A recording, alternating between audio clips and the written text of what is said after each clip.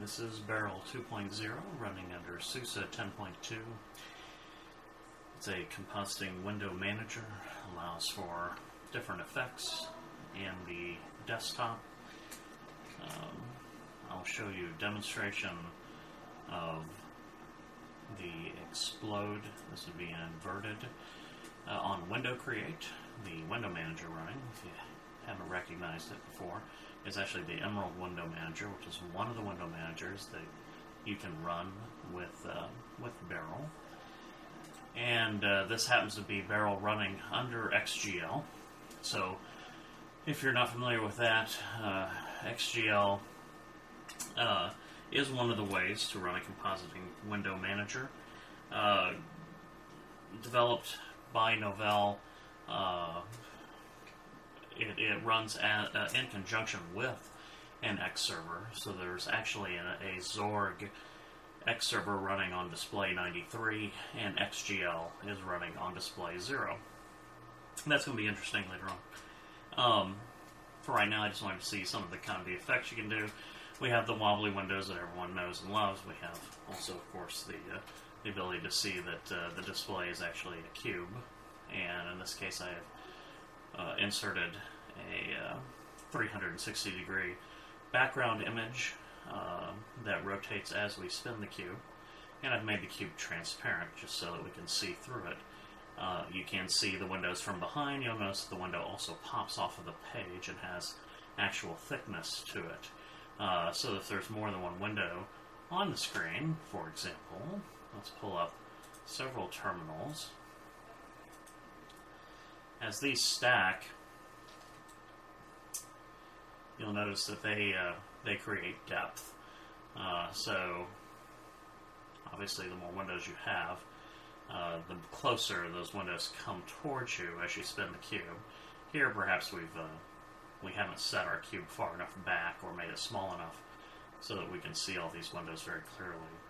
And as we stop, they all settle back onto the desktop so nicely.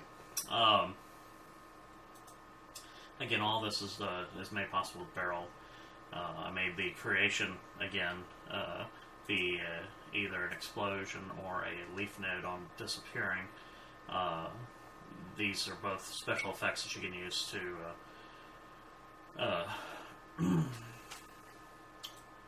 to display windows. There are other features you could do. You could change it, and we can show you some of those features here right now. If we go to the Beryl Setting Manager, we can alter some of these settings. I'll show you where I set those that I just talked about. If we go to Visual Effects, and we go to Animations, here we can choose what kind of animations happen with various types of actions, and then also set some parameters on those type of animations. So on Creation here, we can see that we're doing an explode, and we're doing a fade. Those are for our creates. And then on Close, I'm doing a leaf spread for a close on most windows and a fade on others. The reason I did that is so that things like menus, we don't want everything exploding. Menus, we want just to fade in and out. We don't want them to explode in and out. I thought that was getting just a little bit too noisy, but the idea of a window actually destroying itself when you close it, I thought was an interesting feature. And the idea of the window coming into being, I thought was an interesting way to present it. But we could change that effect. So instead of, for example, on Creation, instead of exploding our windows in, we could choose to, for example, we could beam them in, and then we get kind of supposedly a Star Trek style effect with the window actually beaming in. Likewise, we could, perhaps we don't like beaming them in, perhaps we'd like to have them fold in, so that when they create, they kind of unfold before us. So there's lots of little effects that you can do like that with a compositing window manager like Beryl. Lots of different options you can play with all these. They all work quite well. Magic Lamp is some of the ones that are kind of popularized, I believe, from other popular OSs that you may know. Burn is kind of interesting if you like to see your windows kind of blaze in or blaze out. That one's interesting on closure, I think, having your window actually burn up on closing. Anyway, those are some of the special effects that you can do with animations. And obviously you can do it when they close a window, you maximize or minimize. So for example here, if I minimize this window, watch what happens. That's a sidekick effect, so it's using the sidekick roll to roll it back down, and it unrolls it. No little feature you just saw, as I rolled my cursor down across the toolbars, I actually get to see the windows as they appear in their mapping, which may not be so interesting unless you had, say, a movie running.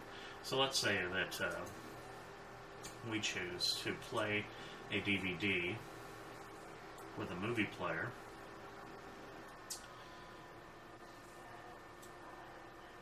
Like so. Now if I hover over this now, you see the miniature window pop up, and you'll see that the miniature window is showing the movie as it's playing as well.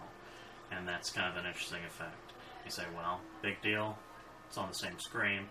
What if this was on a different screen? So if we change this and put this on another face of the cube, and so the movie's still playing over here, and we're back on our original, and we hover over it, we could see what the movie is doing. Maybe it gets to the interesting part, and we decide, hey, I want to go over there and look at it right now. So that might be interesting. So that's just an example. If I click on it to go to put the focus over there, it'll rotate the cube and go to the place where the window is at. Can we play the movie and then make it, say, full screen and do some of these same effects? Yes, you can. So let's say we play our television show. So from Star Trek Episode 1.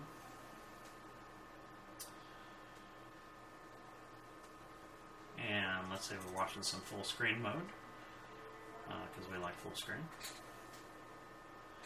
We can still rotate our cube, so we still have this cube rotation. We can see that movie playing in the background there. So we still have that ability, and if we happen to hover over, we can also still see the movie playing in full screen mode over there. So we still have that kind of capability, if that's interesting. Likewise, we had multiple videos on different faces of the cube. It's kind of fun to watch that. Another new feature inside of Beryl 2.0 is task switching. The task switcher, traditionally, you're used to seeing a slider kind of pane that would allow you to slide through all the applications that you have. And of course, it would rotate you to the proper desktop that you find these on. Well, that's nothing new. That was in Beryl 1.0. What has been added is this idea of a ring manager, and the idea of a ring manager is that you can rotate through them in this kind of ring fashion, so you can see them all. I don't know, maybe that's a little bit fancier, maybe more indicative of some of the things that Vista has tried to do with an application switcher. So anyway, those are some of the features I wanted to show you for today, and I hope you've enjoyed a little bit of Beryl 2.0.